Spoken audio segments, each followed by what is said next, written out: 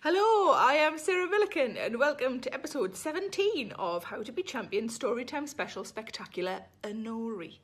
I hope you're having a good day. If you're not, let's see if we can inject a little silliness into that. We are currently on the chapter about good things that happened at school, and we are in the section I learned how to say no to clarinets.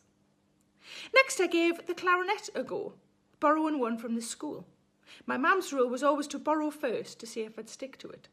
She was right to do so, otherwise we'd have a twice-used brownie uniform. Plus, divorce is basically handing someone back in, isn't it? Mr. Coates was my clarinet teacher. He taught my sister the flute, and also he was one of my mum's teachers from years gone by.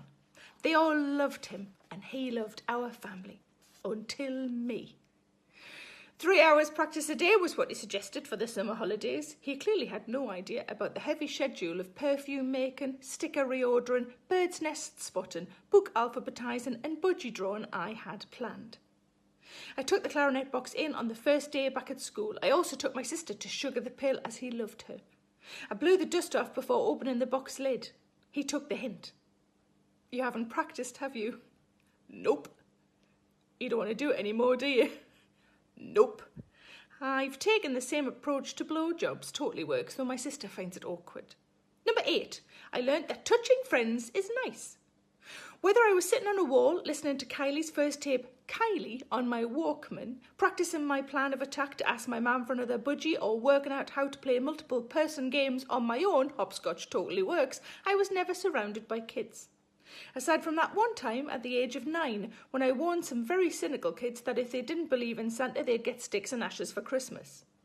Oh, they gathered round to listen to me then, didn't they? And in the senior school, during the winter months, 2 friends and I asked to clean the science labs to get out of the cold. I might not be popular, but I can swill out a conical flask with the best of them. One of the best things ever to happen in a schoolyard happened to me a handful of times. When 2 friends, usually girls, skip around the playground, arms entwined behind each other's backs. It's as close to a platonic PDA as you can get. It's a sort of precursor to sex in that you have to convince another person to play only with you. And other people will see. If you can get someone to do interlock and skipping, then you should lock them into a best friend contract as soon as possible. That mostly involves calling each other best friend in earshot of others, but you can firm it up by telling each other a secret. That's a good long-term plan, but make sure theirs is true, or else everyone will find out about the boil on your bum. Number 9. I had a rabbit on my knee. When I got to be in the school assembly about pets, not much more to this story other than that, really. My excellent first-year junior teacher, Mrs. Chilly, brought in all of her pets and some she'd borrowed. We didn't ask her where from. There were guinea pigs in the room. Why would we? I got to sit in an assembly with a rabbit on my knee for 20 minutes. I couldn't have been happier.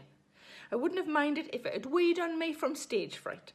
Much like I once encouraged a poo out of our cat, Chief Brodie, out of his bum by wiping it continually with a wet cotton pad to imitate his mother licking his bum. So glad I googled it twice. Number 10. I learnt that ring binders can lead to happiness. In the 4th year of junior school, we did an assembly about talent. The middle-class girl played the entertainer on Mrs. Hopper's piano. Another girl did remedial ballet. Holly Burns sat this one out as she didn't have a talent yet. My friend Diane's talent was looking after children. She was 11, but she'd always been 40, really. I did looking after animals. I held up a poster from Athena of a grey lop-eared rabbit with the words, "You're no bunny till somebody loves you." I thought at the time that this was just about loving your rabbit, which I've always done, whether it's in a hutch or my fanny. Later, I realised it was a Dean Martin song, and given that I've never really listened to the lyrics, I just sang it, along with Hazard and It's a Man's World.